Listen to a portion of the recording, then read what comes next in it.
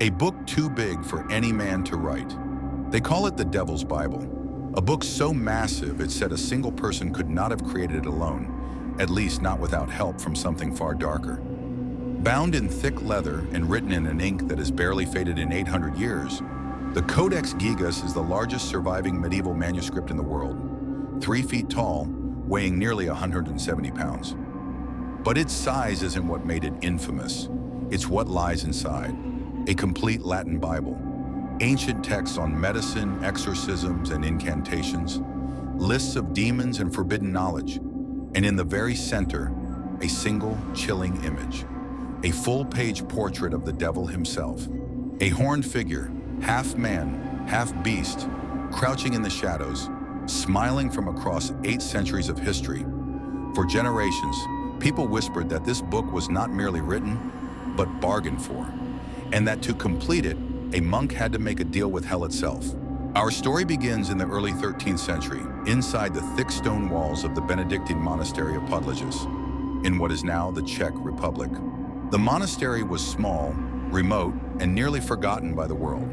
But within its walls lived a monk whose name has been lost to time, known only as Hermann the Recluse. Hermann had broken his vows. No one knows exactly how. Some say he blasphemed, others that he practiced forbidden arts. Whatever his crime, it was grave enough that his punishment was unlike any other. He was sentenced to be walled up alive. No light, no human voice, only stone, silence, and himself. But Hermann begged for a different fate. He swore to the abbot that if spared, he would create a book.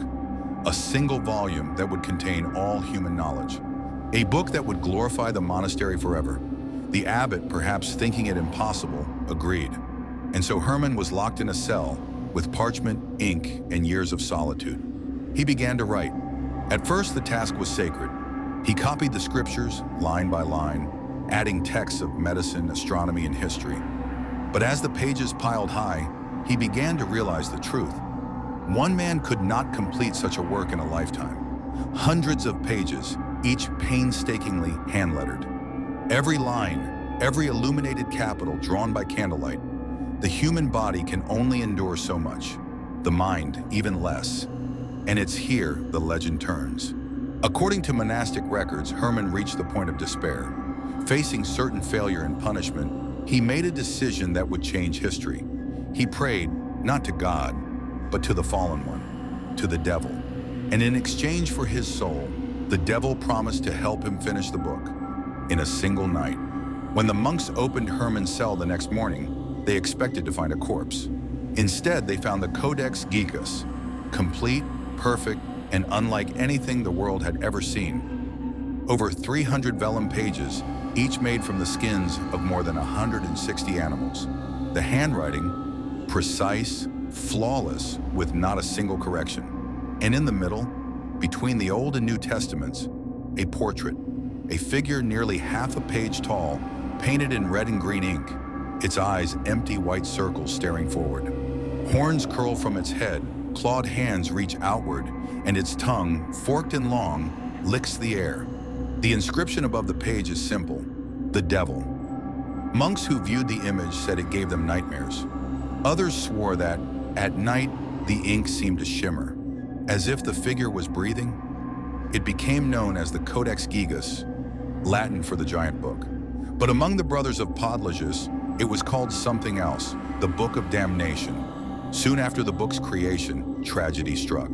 The monastery fell into financial ruin and was eventually destroyed. But the Codex Gigas survived. It passed from hand to hand, from monks to kings to emperors. Everywhere it went, death followed. In 1593, it was taken to Prague, into the collection of Emperor Rudolf II, a ruler obsessed with the occult. He kept it locked in his private chamber, believing it contained secrets from the underworld. Rudolf fell into madness, paranoia, and financial collapse.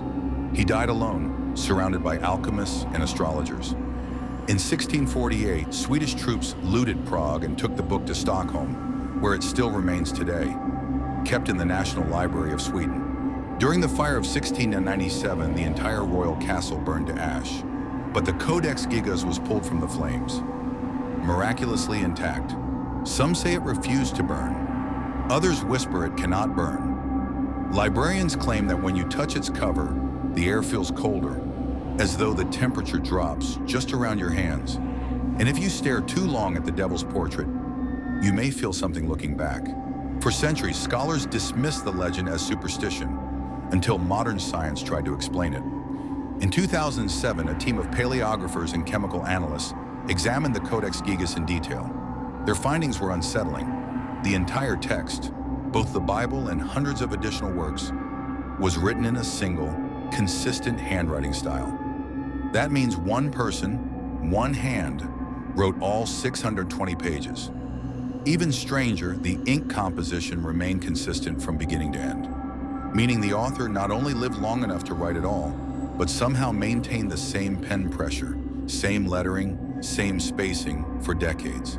Experts estimate that to create it, the monk would have had to write continuously for 30 years without error. No human being, even a devoted scribe, could sustain such precision. So how did he do it? Some believe the legend is metaphorical, that Hermann made a pact not with a demon, but with obsession itself. Others aren't so sure. Over the centuries, several pages from the Codex Gigas were torn out, missing entirely. Historians don't know who removed them or why, but it's widely believed those pages contain rituals, possibly the very one Hermann used to summon his helper. Within the remaining text are strange passages, prayers for protection from evil and spells for casting out demons. Why would a monk, a servant of God, include exorcisms inside the same book that glorifies the devil? Unless it was an attempt to contain him. Some scholars suggest the Codex Gigas was more than a manuscript. It was a prison, a book built to bind something, a presence that needed to be sealed in words and skin. After all, the vellum pages aren't ordinary. They were crafted from animal hides treated with ash and lime, giving them a faint, unnatural sheen. Under ultraviolet light, traces of symbols appear, ones invisible to the eye, protective runes, seals, barriers, as if the book itself knows it should never be opened too far. Today, the Codex Gigas rests behind glass in a temperature-controlled vault. Visitors can view it, but not touch it. It's been digitized, studied, analyzed, and yet the mystery only deepens. How could one man create it alone? Why include a full-page image of the devil in a holy text? Why do its measurements follow proportions found in occult geometry?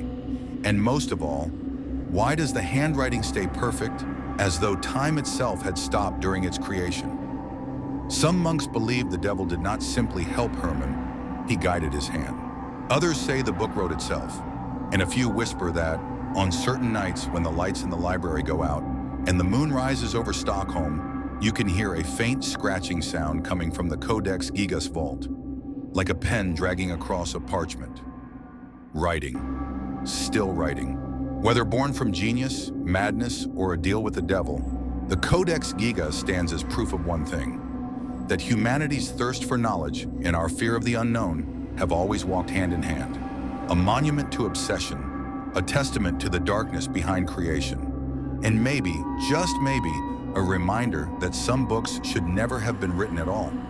Because if you stare too long into the ink might just start staring back. This is the story of the Devil's Bible, and its pages remain open just beyond midnight.